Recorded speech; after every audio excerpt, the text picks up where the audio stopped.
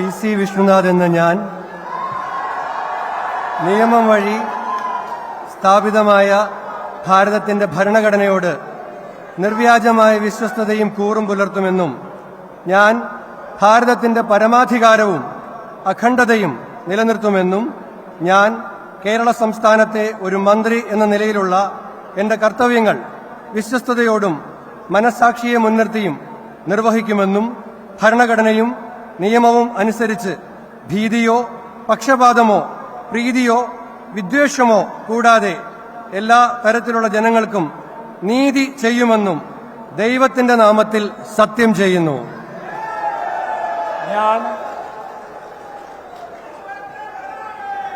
PC Vishnunath എന്ന ഞാൻ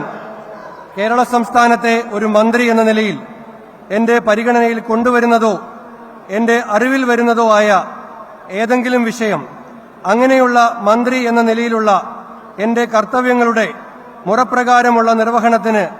ആവശ്യമാകുന്നതൊഴികെ ഞാൻ ഏതെങ്കിലും ആൾക്കോ ആളുകൾക്കോ